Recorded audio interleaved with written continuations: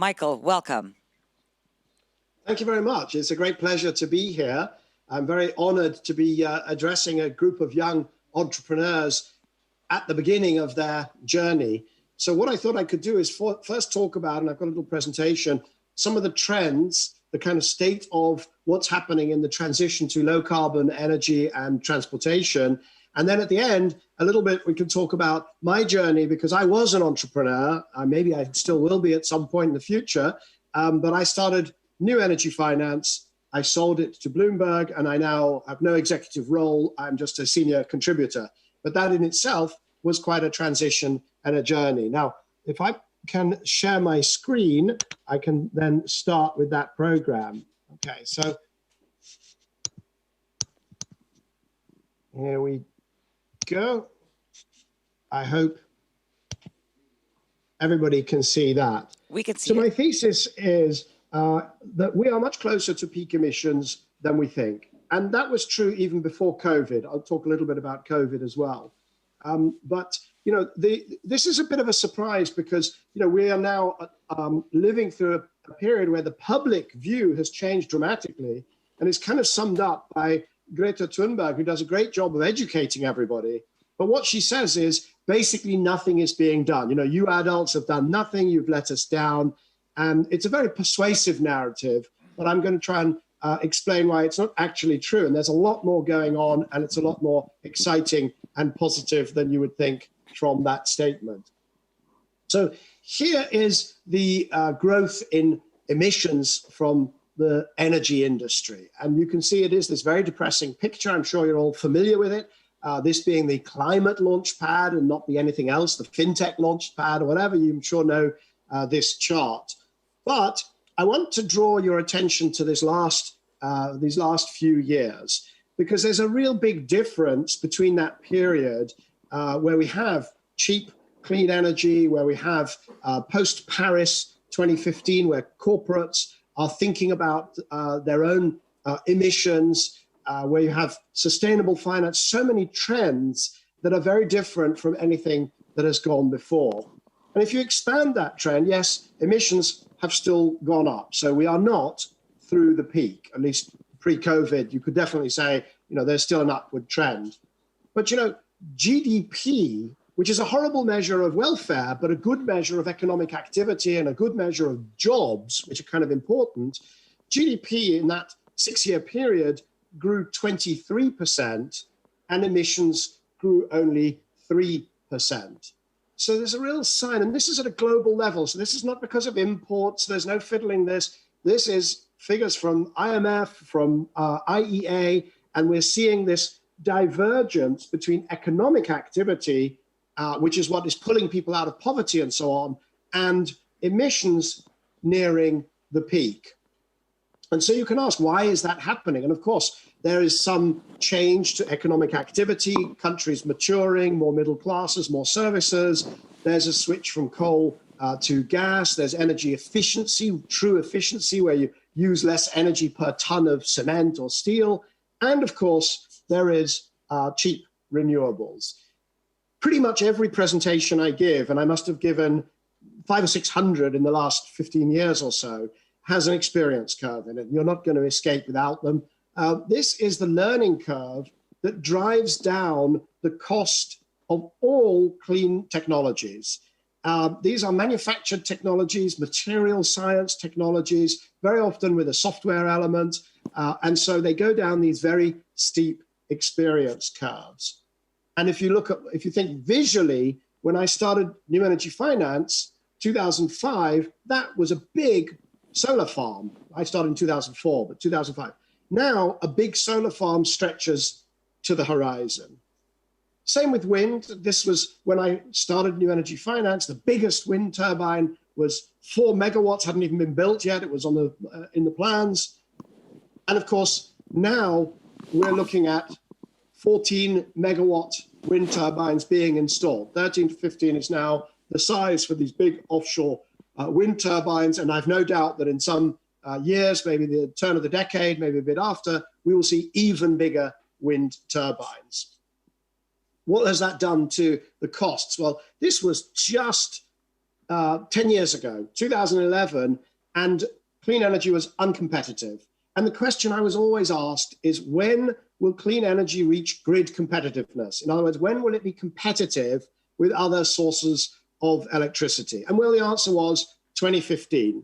Because here, just for those not familiar with electricity prices, if you can get to about 6 US cents per kilowatt hour, you're competitive in the wholesale markets. And here you can see 17, 8, 17 cents for offshore wind. Forget it. You have to subsidize, you have to force it into the system. But you fast forward to today, and these are the best projects are now offshore wind is fully competitive, onshore wind and solar. This is the cheapest form of electricity ever added to the grid from any technology in the history of, I could say the planet, or I could say the universe, because you can't prove me wrong, but this is the cheapest ever. And of course, that is a game changer. We now live in a time where around the world, 2/3 of the population live in an area where either wind or solar is the cheapest form of new generation.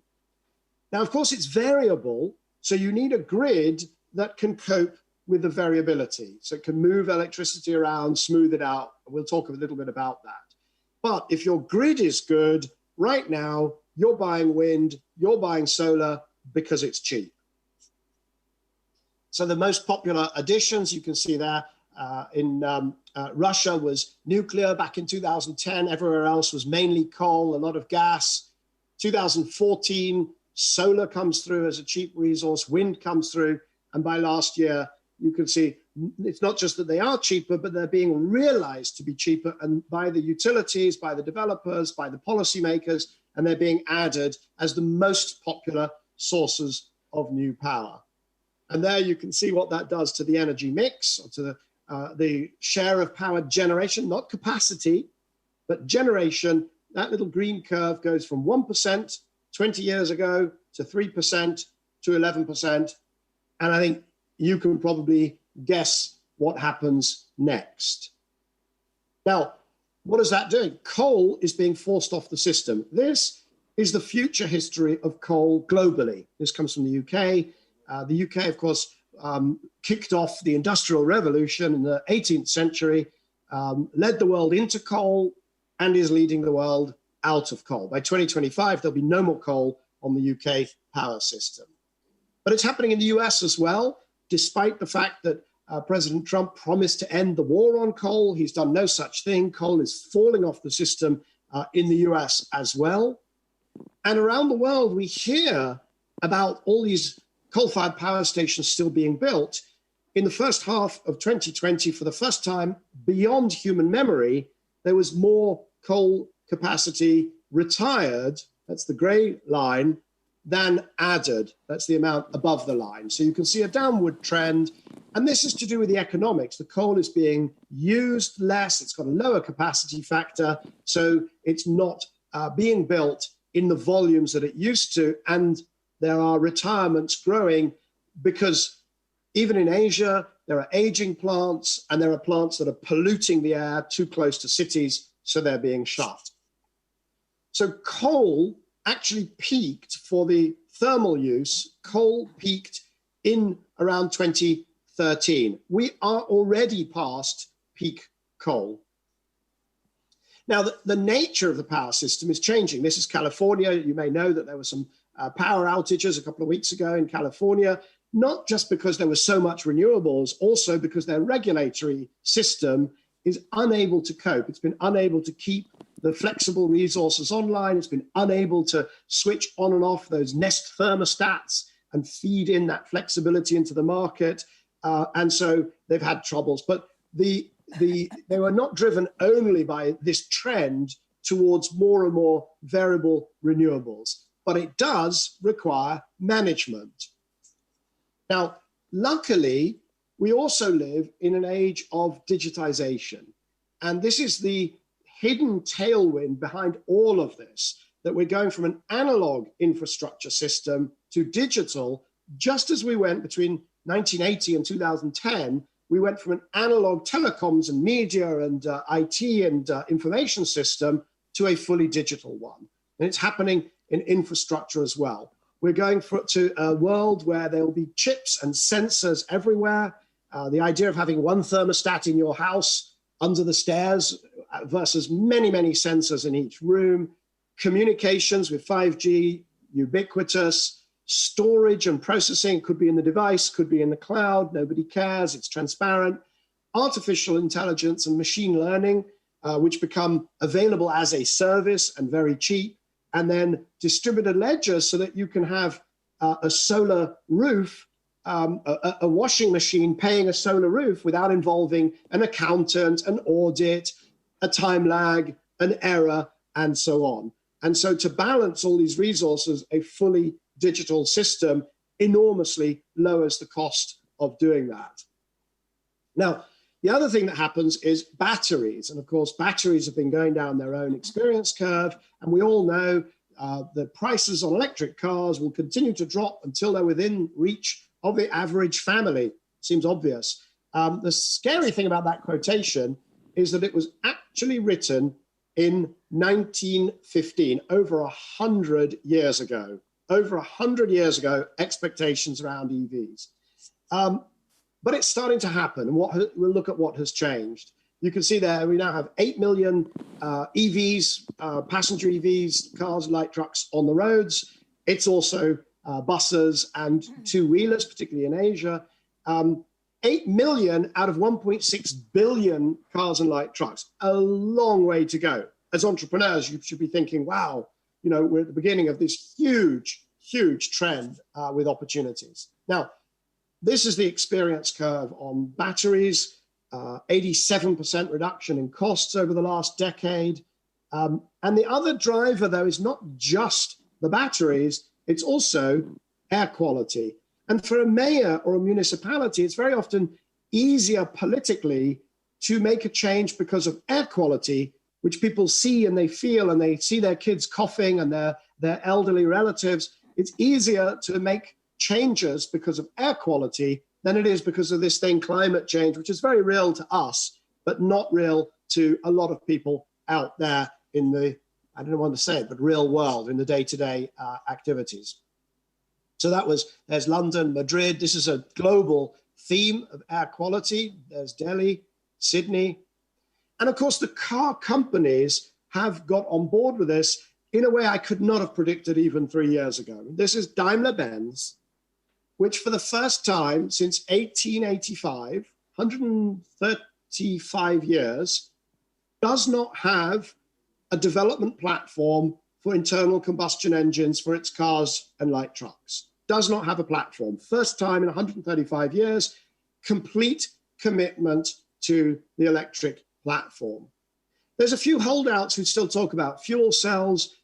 I'm slightly famous for being a very big skeptic about fuel cell cars. It's a really stupid solution. We don't need to go into that. But essentially, it has half of the efficiency of simply sticking electricity into a very simple electric car with very few moving parts, and obviously a great entertainment system. Now, it's not just cars.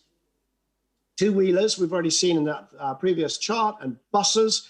Total cost of ownership, electric buses for anything other than long-distance trips are now competitive, but also delivery vehicles. We've seen things like Amazon Prime promising to buy a very large number of electric vehicles, and that goes all the way up to what will eventually be the very large vehicles, Daimler, Tesla, and others, Volvo.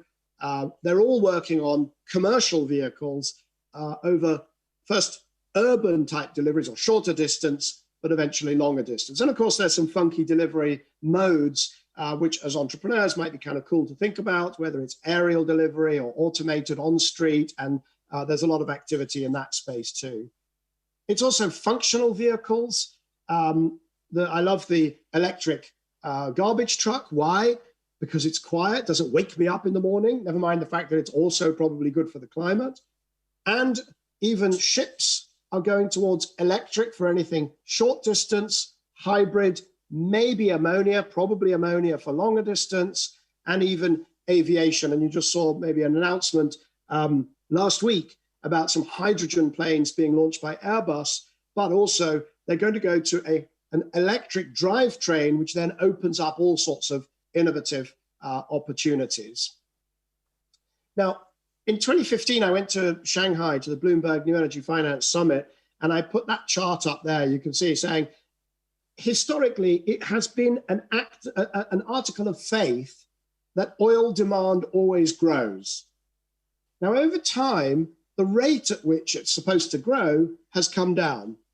And I postulated that we may be looking at a future where the oil demand never goes through this mythical 100 million barrels a day of demand. And I can tell you, in Shanghai, in an audience full of energy people, there was a little bit of shuffling and a little bit of this sort of, yeah, well, you know, this guy is sort of, you know, he's talking up the clean energy space, but he doesn't really know what's happening with the emerging middle classes and how they want to get cars and what's going to happen in Asia and around the developing world and so on. This is the latest set of forecasts that BP, or scenarios that BP published just a couple of weeks ago. And they look very suspiciously similar. BP is the first oil company to say that we are at 100 million barrels, pretty much at peak oil demand. And all the other oil companies are not far behind. Some of them have a bit of growth through to 2040, but none of them are forecasting this endless growth scenario. There's lots more innovation. There is so much room as an entrepreneur, as an innovator, to operate in this energy, smart infrastructure, transport matrix. It's just everywhere. These are on the heating side. There's some very good news for the climate from heating, that heat pumps are actually dramatically outgrowing air conditioners. And the sad thing here is that the scale is 10 to 1, or 1 to 10, heat pump to air conditioner, 10 to 1 air conditioner to heat pump. And we need to see that reverse because of the efficiency of the heat pump. But we are seeing heating innovation at large scale picking up speed in that space.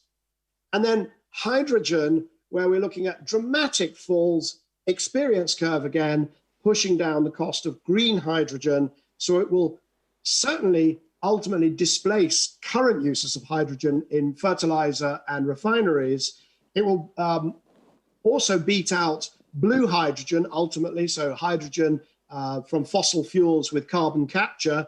And then with a carbon price, only with a carbon price, it could beat out other fossil fuel uses in industry and other parts of the economy. Very, very interesting. Now, I said that we're reaching peak emissions, it's not just that we're reaching peak, it's very important that we are not headed towards some of the really extreme scenarios that dominate the press. And it's very important for us all, because we're talking about these issues every day, to understand that some of the scenarios that are out there about sea level rise, about collapse of ice sheets, about extinctions, are based on a scenario that is no longer remotely realistic. This is average. We've seen that coal has peaked there. You can see it again, green per capita. Oops. And that is the scenario that you see in most of the press coverage. Most of the coverage of the climate crisis is based on something called RCP 8.5. And I think if you look at that, you go, well, hang on a second, coal has peaked. Why are we still hearing stories based on coal going up by a factor of something like 6? So we're not going to go to the 5 degrees, 7 degrees, but we must not be complacent, because where we are headed is somewhere around 3 degrees, plus or minus half a degree or 1 degree.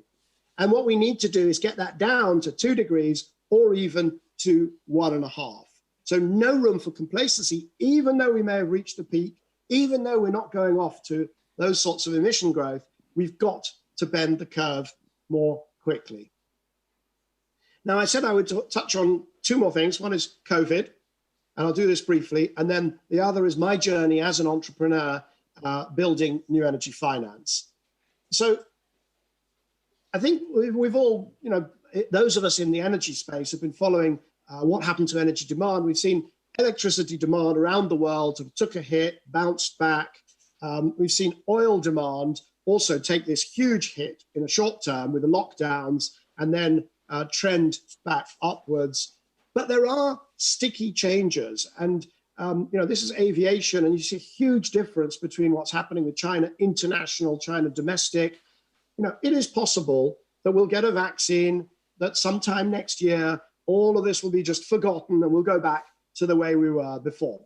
My suspicion is there will be stickiness, there will be new behaviors learned both in international travel. This is a fabulous technology, a fabulous way of talking to people. It saves transport, and also in cities. So this is London, and here's the trend in cars, light trucks, HGV. So fossil fuel using individual transportation. This is active transportation, cycling and walking. We saw a big jump during the lockdown. It's come down, but we have seen a step change. And people who are perhaps now never going to go back to 5 days a week in the office will also demand improvements in their local neighborhoods in terms of livability. But this is one we need to be very scared about. Public transport, people are still scared of going on it, and it has not come back. And so we're seeing congestion as people leave buses and light rail and trains and find individualistic ways of transporting themselves. These are all things that we need to put into the mix. As entrepreneurs, they do give rise to opportunities, but also as civic society members, which we all are, we need to be understanding these trends, get ahead of them. We've got to figure out a way to get back to public transportation of some sort. And maybe it's mass transportation, maybe private, not public, maybe entrepreneurially managed and run. There may be opportunities in data, but we've got to fix this problem.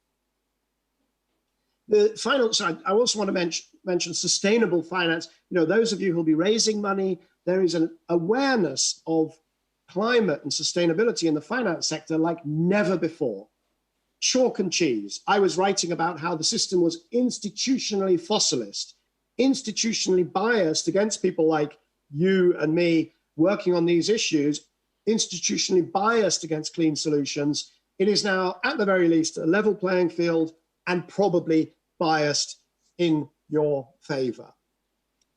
Now, I promised I would finish with a few words on my own journey, and I go back to 2004, so this is now 16 years ago. Look how young I look. That's me in the middle, if you can't even recognize me. No beard and much more hair and so on. So that was the team. 2004, we are actually in a friend's conference room. We took the table out, we put more chairs in, and we started hammering data into laptops. And in fact, of those people, 2 of us are employees and 4 of us are interns. And that's how we started the business. This is October 2004. And you've got there, I'm trying to count, so probably 3 or 4. The person who took the photograph in the last picture was also an employee. So 3, call it 3 employees, 4 interns. This is probably 4 or 5, 4 employees and the rest interns. That's just a few months later. That's me, again, looking very young, posting my first invoice. Now, one of the things that talking to Franz and his team, the emphasis of your course, of what you've been doing, of your progress to this point, has been to emphasize that you are embarking on building businesses. And businesses have what's in my hand, invoices. They have revenue. Business is very simple. The amount of revenue you bring in has to be bigger than your costs. And then you just do more of it. So it's just slightly, I'm trying to emphasize that for all of the great trends, mega trends, save the planet, you've got to run a proper business with revenues. These were our revenues and our revenue growths, quarter by quarter through till 2009. As you can see, we had a pretty smooth growth quarter on quarter with a big surge at the end of 2008. The growth rate year on year dropped from the hundreds of percent down to about 40%. And in October 2009, that is an actual picture of me negotiating across the table. I can't say who it is, but across the table is one of the companies that we talked to October 2009 before selling to Bloomberg. And now that is... Rounding up, Michael, rounding up. I am only a contributor, but there you can see the company has gone from strength to strength and is the world-leading provider of information on this stuff. So that's it from me. Very good timing with the intervention. And I don't know if we have time now for questions, but I will finish by wishing you all luck, both with the ClimateLaunchpad process and also thereafter as you build your businesses, which do good whilst doing well. Thank you. Thank you. Thank you so very much, Michael Liebreich. I find it interesting to see that in 2004, you still sent your invoices by actual snail mail. How times have changed. And yes, to answer your question, we do have some time for some questions still. First of all, how does where you live and operate affect the opportunities that you actually have in this field? That's a great question for lots of reasons. Partly because I immediately was thinking, okay, this is a question about geography and are there better places? But it's also really a question about what are your life experiences, because they're very conditioned on where you live, and what markets do you understand, what you know about. But of course, the third aspect is that may all be changing with COVID, because you have a lot of legacy businesses that entrepreneurs who are starting today are competing with, and they don't, you know, the amount of time we wasted finding offices and negotiating leases, which at the time when I started New Energy Finance, 5-year lease was the minimum you could get. Mm-hmm. And you were going to grow and you knew you were going to have to somehow get out of that and find somebody else to take on your office. What a waste of time. Of course, then you've got service offices came in, and now maybe you don't need an office at all. Maybe you just start virtually. We did some of that. Our first journalists were based anywhere. But I think you are still very conditioned by the experience that you have. And I think there are opportunities everywhere, but it's clear that there are some places that are easier than others. London was great for what I did because I could hire those. We needed a Chinese speaker, boom, get a Chinese speaking intern. You need a Japanese speaker, boom, get a Japanese speaking intern. Now you just can't do that frankly, you couldn't even do that in probably Paris or Frankfurt as well as in London. But, you know, go for what you know. Don't think it's all about the location. You all have to move to Berlin or you all have to move to London. No, you go for markets and niches you know, and think about making a product or service that you can sell for more than it costs to make. Yeah. It's very simple stuff. Okay, so but if you're a startup in the jungle of Honduras, for example, you don't have the same infrastructure that we do here in Europe. Will that be impeding you on your way to clean tech? Well, okay. So in the jungle in Honduras, what could you do? You could do some. You know, there are agricultural business models that you could do of products, herbs, spices grown in amongst the trees in a soft way that's climate friendly, and then get it certified and build an export business. One thing you've got from Honduras, you could probably distribute around the world just as easily as you can from anywhere. Having been to Honduras, which is one of the few countries I found very difficult, I think it's probably very hard to just start a company and to move at the sort of warp speed that I was able to in London. So that one might be challenging, but it'll be challenging from a bureaucracy point of view, not because there aren't ideas about businesses that you could do, because I'm sure there's ecotourism, and service opportunities. Electric vehicles, Honduras is going to go electric just the same as everybody else.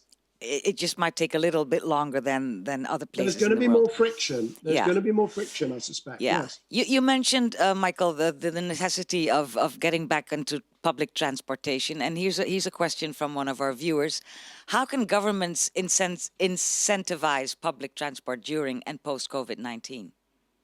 So I think during COVID, what you've really got to do is focus on the safety and the cleanliness and the public confidence. So, for instance, you may need, well, first of all, you do need to clean and you do need to make sure that people are wearing masks. And I've been actually very vocal about the enormous delays. I mean, in London, that was not done by the mayor and TfL for literally months after it became obvious it was needed. Mm-hmm. So you've got to do all of that. But you may also need to do more than that. You may need to do some theatrical things like measuring people's temperature, not because you're particularly good. It actually is not a particularly good way of keeping the network safe, but people will feel better if they see lots of people, at the tube stations, at the bus stops, ensuring, never mind measuring a temperature, just making sure not too many people get on buses. Yes. We have a theoretical limit, but it's not policed, so it's pointless, and people don't have confidence because it's not policed. So whatever it is, hire volunteers, reallocate people from the back office, train them, have them out there, making it obvious that you're taking this stuff seriously, and hopefully we can get people back onto the public transport quickly. Yes. And one thing that would help for me personally is you touched on the notion of cleanliness, but people just keep wiping stuff with this little piece of paper, and that to me is not cleaning up the thing. So is there a role for a startup or government in that aspect? Well, let me talk about a startup that I chair, if I might. So Zelo is a smart mobility startup that provides commuter bus coaches for corporates. And the thesis was, you've got all these white collar workers going to offices or call centers, whatever, and, let's get them out of their cars and into buses, because middle class white collar people tend not to like using buses. They're slow, you have to mingle and so on. So what happened during COVID was all of the business went away. Literally, we lost 80% of the business. And literally within a month, we got that business back from new customers by offering COVID-safe transport. So you take a big bus, put 6 people in it, have the driver wear a mask, have the driver spraying and cleaning properly, and you tell the client, we can get your critical workers who are not white-collar workers. They're workers in meat packing and in food industry and in logistics and in medical services. We can get those people to work on time so they're not missing the beginning of the shift and they're not at risk of catching COVID on the way to work. So, and that's a public-private, well, I don't know, it's a private business picking up where the public sector has been really slow. Mm-hmm. Could you have cleaning services that are on offer to companies, to municipalities that would come in and do deep cleans? Because there are, this is a huge tragedy, but there are also opportunities to those people who are nimble and can adapt quickly to the new reality. Yes. I have another portfolio company that was providing coding camps for kids, right? So teaching kids coding, take over a school during the holidays, run a program. Well, guess what? The school's all shut, the kids are all at home, the parents going crazy. Within a week, they started designing online coding camps, and their revenue has gone up, not down during COVID. So versatility is key here. Let's move away from the public transportation. What do you expect to be the great successes in the near future? Oh gosh, it depends what you mean by great successes. Because obviously there's going to be some. What will change the way we live, move around, do our work? So I think that what I would do is I would recommend a very broad definition of climate, because homeschooling, home medicine, home working for me is also climate, right? It's also changing behaviors. And I think one of the things that we need to do is there have been some good behaviors learned during this period. And we need to lock those in. And there will also be big opportunities. I'll give you an example. I was actually talking to the entrepreneur, Elizabeth Tweedale. It's a woman entrepreneur, I'm also really pleased to say, with Cypher Camps. And she was talking about how people used to have, like, let's say, music lessons for their kids or extra French. And you would bundle them in the car, drive across London, spend 45 minutes in traffic and sit there doing nothing, waiting while your kid had the lesson and then come back. Schools will not go virtual, right? Because it's actually great to get the kids out socializing, out of the house, the parents need it and so on. But tutoring is going to go, largely virtual. So those are opportunities that are, now people who would never have considered having their kid learning guitar from somebody who is actually in Cape Town or in wherever, if it's guitar, then it should be in Spain or in Latin America or whatever. But they will now do that. So there's huge opportunities. They are also good for the climate, because that car that was going to the class is not on the roads. Yes, even conferences. So digitalization, broadly speaking, think digital Think about what a digital architecture, digital infrastructure. I also have a company, this is kind of my portfolio. I have a portfolio company that is doing monitoring of geotechnical risk, dams that collapse in Brazil. And it's terrible, danger, or roads, bridges, the bridge in Italy that collapses. All of that can be digitally monitored, right? So the opportunity isn't in building new bridges. The opportunity is in putting sensors, maybe use a drone to put a sensor on a bridge or something like that. Yes. Well, unfortunately, that's all we have time for now, Michael. Thank you so very much for joining us and for giving us your presentation and taking time to answer the questions.